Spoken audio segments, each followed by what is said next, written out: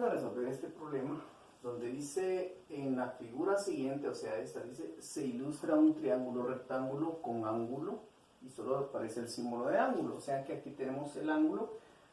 Recordemos, en este caso en las funciones trigonométricas, lo que a nosotros nos orienta los lados de un triángulo pues es su ángulo. Si el ángulo está acá, entonces el lado opuesto es y. Y aquí viene siendo X. En este ángulo no lo podemos mover porque este ángulo exactamente tiene 90 grados cuando aparece este símbolo.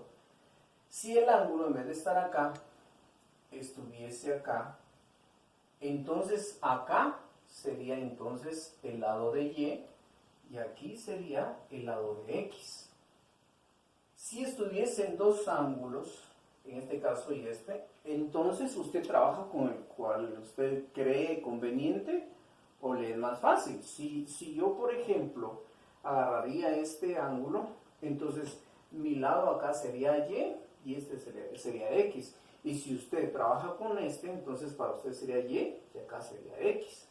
Pero en este caso, como el ángulo nos aparece acá, entonces, y no aparece acá, definitivamente ya está establecido el lugar del ángulo. Entonces el ángulo acá, entonces el ángulo donde está acá apunta siempre al lado de y. Y este es X.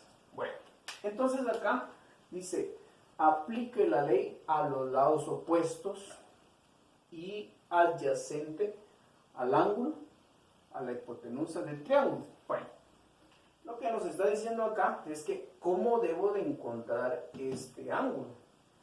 Nosotros tenemos tres funciones trigonométricas y las tres funciones trigonométricas, vamos a empezar por el seno del ángulo, dice que es y sobre h, o sea y sobre h. Y si tenemos el coseno del ángulo, es x sobre h. X sobre h, ¿vean? Vale. Entonces, y la tangente del ángulo es y sobre x.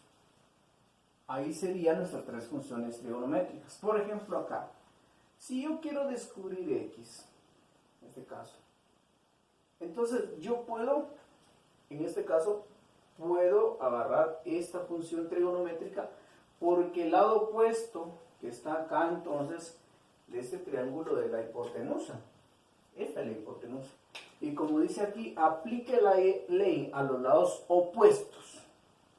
Entonces yo voy a usar en función de h encontrando x. Entonces para esto yo necesito entonces esta función trigonométrica. Como h está dividiendo, lo voy a trasladar al otro lado, hacer su operación inversa, que es la multiplicación. Entonces me quedaría que h por el coseno del ángulo, yo encuentro el valor de x. Entonces esto es lo que debo de escribir acá. H por el coseno del ángulo es igual a x.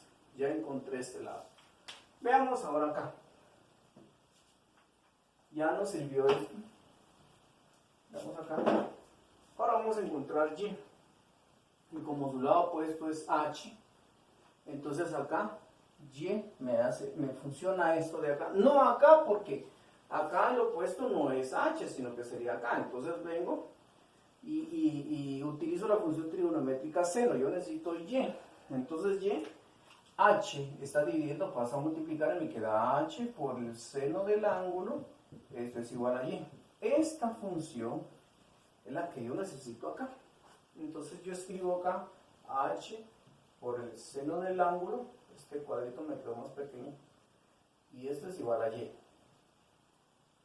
Ya estaría esto para encontrar ese valor. Ahora miremos la hipotenusa, pero debemos de trabajar en contra de, o sea, la parte posterior, la parte opuesta, acá.